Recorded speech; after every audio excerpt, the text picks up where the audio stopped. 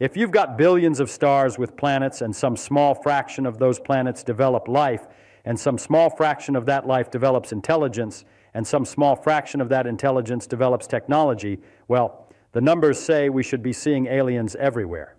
We should be drowning in signals from space. We should be seeing megastructures, civilizations that have spread across the galaxy.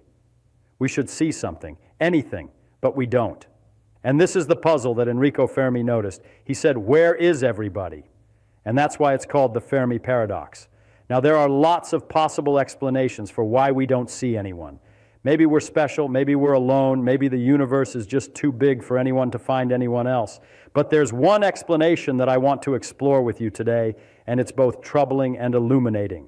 It's an idea that these scientists keep coming back to, and it goes like this. Maybe young civilizations like the one we have right now, don't make it very far. Maybe they destroy themselves. Maybe that's what happens to almost all of them. Let me think about this carefully because this is important.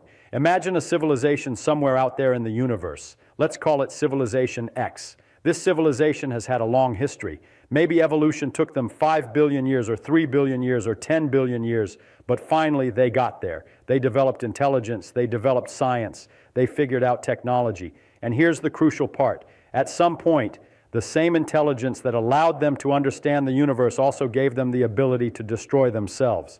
Now, this isn't speculation. This is something we can actually observe right here on Earth. Think about what happens when a civilization develops technology. When we learned how to split the atom, we got two things at the same time. We got nuclear energy, tremendous, wonderful, useful energy. But we also got nuclear weapons that could destroy civilization. When we developed biotechnology, we got medicine. We got the ability to cure diseases. But we also got the potential to create biological weapons. When we developed the internet and computers, we got incredible tools for communication and computation. But we also created the possibility of cyber weapons, surveillance technology, and all sorts of other dangerous things. And here's what's really troubling about this pattern. It seems to be universal. It's not like we got particularly unlucky. As these scientists calculated, when a civilization develops the technology to communicate over large distances, it appears that the same level of technology that allows for communication also allows for destruction. It's like they come together as a package deal. You don't get one without the other. So think about it this way. Imagine you're running a cosmic experiment. You take a civilization that's just developed the ability to transmit radio signals across space. They're excited, right? They're beginning to reach out to the stars. But the same ability to send signals across planetary distances is built on technology that can be weaponized. They can send messages. They can also send weapons. They can communicate with distant colonies. They can also destroy distant colonies. Now, what I want you to understand is that this might not even be about weapons in the way we think about them. Let me give you another angle. A young civilization, one that's maybe at our level or just a little bit ahead of us, they might develop artificial intelligence. That's technology that could be tremendously beneficial, right? But artificial intelligence is also technology that's incredibly difficult to control and predict. Or they might develop nanotechnology, tiny machines that can assemble matter at the atomic scale. Wonderful stuff if you can control it. But if you can't, if something goes wrong, you've got a problem that can spread very quickly. Or let's think about this. They might develop the ability to engineer their own genes to create new life, new organisms, medicine, agriculture, all sorts of applications. But they could also engineer organisms that are deadly, that spread, that can't be contained. Or they might develop the ability to manipulate their climate, to engineer their weather, to control the atmosphere. Powerful stuff. But what if they make a mistake? What if they overcompensate? What if they trigger a feedback loop they didn't anticipate? Here's the thing that really gets me about this pattern. It's not just one technology that's dangerous. It's the whole package. It's that any sufficiently advanced civilization has so many different ways it could destroy itself that they're almost trapped. They're trapped by their own intelligence and capability. Let me put this into perspective using some actual calculations that scientists have done. So there's this equation called the Drake equation. Frank Drake came up with it back in the 1960s, and it's supposed to help us estimate how many communicating alien civilizations there should be in our galaxy right now. It has all these terms: the number of stars, the fraction with planets, the fraction that develop life, the fraction that develop intelligent life, the fraction that develop technology, and then there's this term L, which is the average lifetime of a communicating civilization. Now for L, how long do you think a communicating civilization would last? Well, we've been broadcasting radio signals for about 100 years now. So a civilization would have to last at least 100 years, right? But some scientists, when they plug in the numbers and assume a pretty short lifetime, let's say on average, communicating civilizations last maybe 100 years, you know what they get? They get about 36 communicating civilizations in our entire galaxy. 36 in a galaxy of 200 billion stars. Now think about that. That means if those civilizations are scattered throughout the galaxy, the nearest one to us would probably be 17,000 light years away, just the nearest neighbor. And signals travel at the speed of light. So any message they send us would take 17,000 years to get here. And by that time, well, there might not be anyone home to receive it, either on their end or on our end. This is why scientists like Tom Westby and Christopher Consolis say that communication between civilizations is almost impossibly unlikely. Not because aliens don't exist, but because they probably don't exist at the same time as us, or if they do, they exist too far away. And this all hinges on this number L, the lifetime. And the key insight is this: what if L is short? What if communicating civilizations on average don't last very long? What if young civilizations, civilizations that have just figured out how to reach out across space, what if they almost never make it to being old civilizations? Now, I want to talk about some specific ways this might happen, and I want you to think about this seriously because it matters.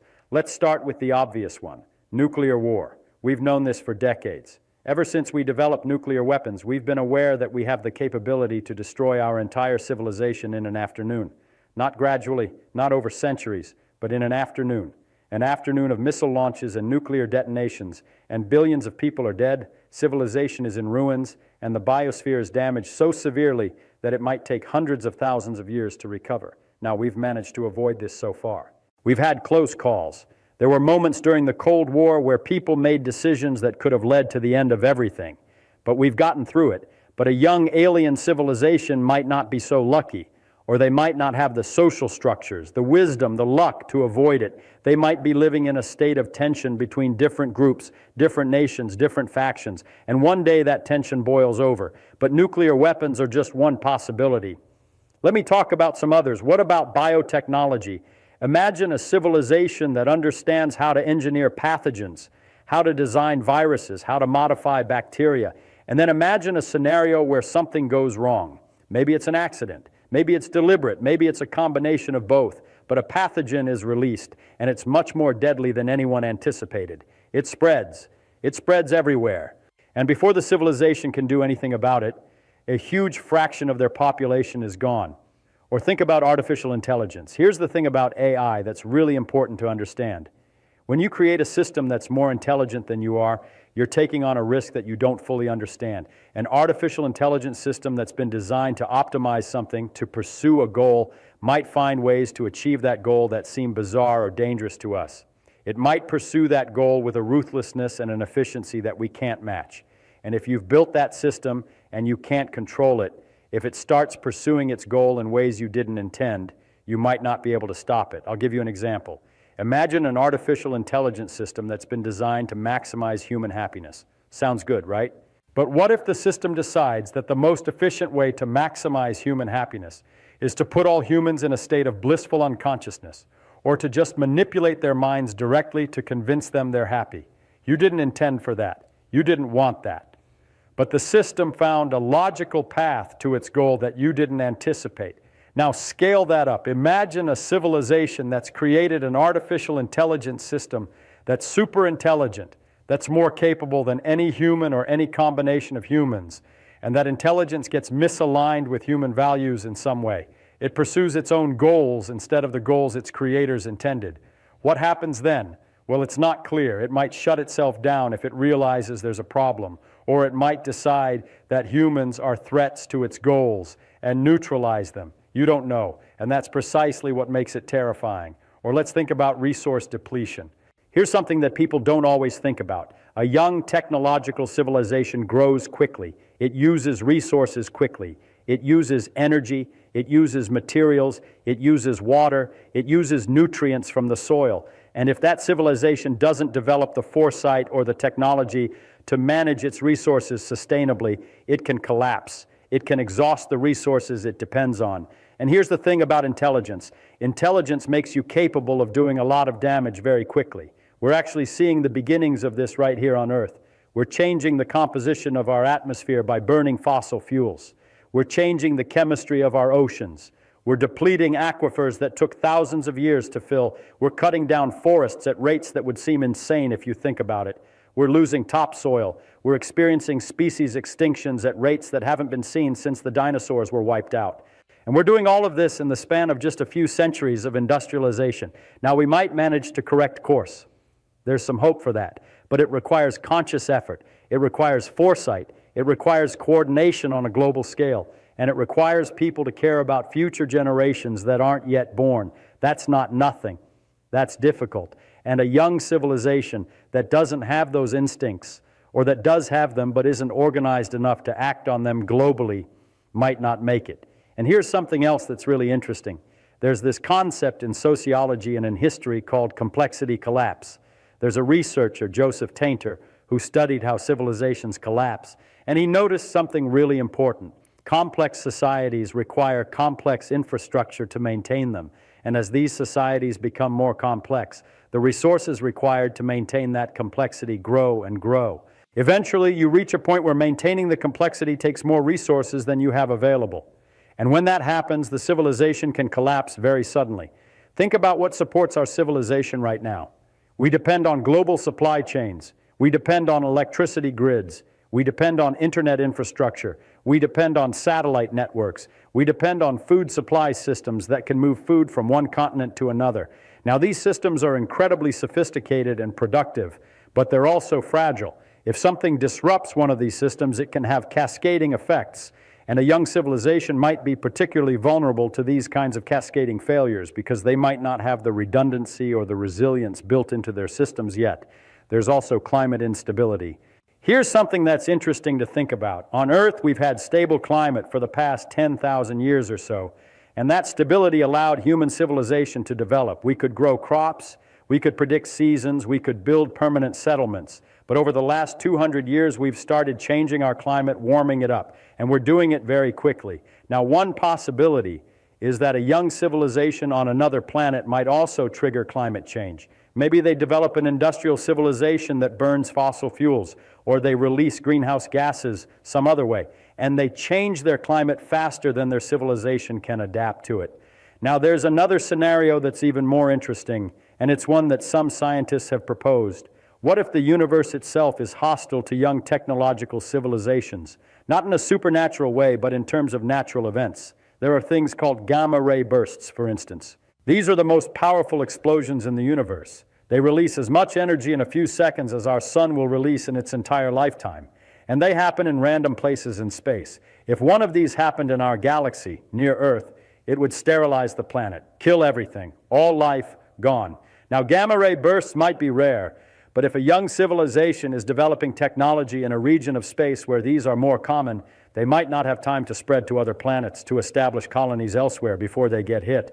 Or there might be other hazards, solar flares that are more intense than expected, asteroids, comets, supervolcanoes. Any of these could set back a young civilization. But I want to come back to the main idea because I think it's the most powerful one. It's this. There seems to be a fundamental incompatibility between young intelligence and stability. Let me explain what I mean. Intelligence evolved on Earth for one reason: to help our ancestors survive and reproduce. Intelligence helped them compete with other organisms, find food, avoid predators, form social groups, understand their environment. But that intelligence came with certain instincts, certain drives, certain impulses that evolved along with it. We have instincts for territorial expansion, for resource hoarding, for competition with others, for in-group preference, for aggression when we perceive threats. Now, these instincts worked fine when humans were spread out in small groups. But when you scale them up to a civilization with nuclear weapons and biotechnology and artificial intelligence, these instincts become dangerous. An instinct for territorial expansion might drive a civilization to use force to dominate its neighbors. An instinct for in-group preference might prevent global cooperation when it's needed. An instinct for aggression might escalate conflicts beyond the point of no return. And here's what's really insightful. These instincts are deep. They're not something you can just decide to get rid of. They're baked into the neurobiology of intelligence as we understand it. They come along as part of the package. So imagine this. You have a civilization that's just developed the capability for advanced technology. They have atomic energy, genetic engineering, artificial intelligence, nanotechnology, all of these powerful tools. But they're still creatures whose behavior is shaped by evolutionary instincts that evolved for small-scale, low-technology environments. You've got people with tribal instincts in control of planetary-scale weapons. You've got competitiveness and aggression embedded in psychology that's now backed up by the power to destroy continents. Is it any wonder that most of them wouldn't make it? Now, let me talk about one more scenario that's particularly interesting. This is the idea that there might be an even more advanced civilization out there, a super predator civilization that actively destroys young civilizations once they reach a certain level of development. The idea is that there might be some ancient civilization, the first one to reach intelligence in our galaxy, and they're so far advanced compared to everyone else that they can detect when younger civilizations are about to reach their level, and they destroy them. They don't want competition. Now, this might sound like science fiction, but it's actually a serious proposal that some scientists have made. Because think about it. If you're a super advanced civilization, you might view younger civilizations the way we view bacteria or viruses. Once they start getting advanced enough to be a potential threat or a potential competitor, you might just eliminate them. It would be like removing a weed from a garden. There's even a name for this in science fiction. It's called the Berserker hypothesis, after a series of science fiction stories about self-replicating probes that go around the galaxy destroying civilizations. Now, this is probably not the answer, but it's interesting that some scientists take it seriously enough to write papers about it. Okay, so let me step back and think about what this means for us, for humanity. We're a young civilization. We're sitting on a planet that's relatively young in the history of the universe. We've only had technology for a few hundred years. We've only had atomic weapons for about 80 years. We're still working out how to cooperate globally, how to manage resources sustainably, how to deal with artificial intelligence. And if the pattern holds, if what happens to young civilizations is what we think it is, then we're in a really precarious situation right now. We're at a bottleneck. We're at the point where we have the intelligence and the technology to destroy ourselves, but we might not yet have the wisdom or the global cooperation to prevent it. Now, there's something called the Great Filter. It's this concept in thinking about the Fermi paradox. The Great Filter is that one thing or that set of things that prevents civilizations from becoming visible, from spreading across the galaxy. And here's the question that keeps scientists up at night. Is the Great Filter behind us or ahead of us? If the Great Filter is behind us, that means all the hard steps to get to our level have already happened. We've already evolved intelligence. We've already developed technology. We've already survived all the catastrophes that most other species didn't survive. If that's the case, then there should be lots of ancient, advanced civilizations out there in the universe. The filter was in the past, and we made it through.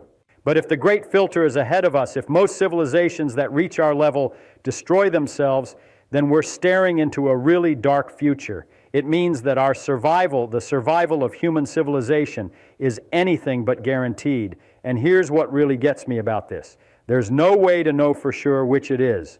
We can't ask other civilizations. We can't observe them. We don't have any data points other than ourselves. So we have to make a judgment call based on what we know about life, intelligence, and technology.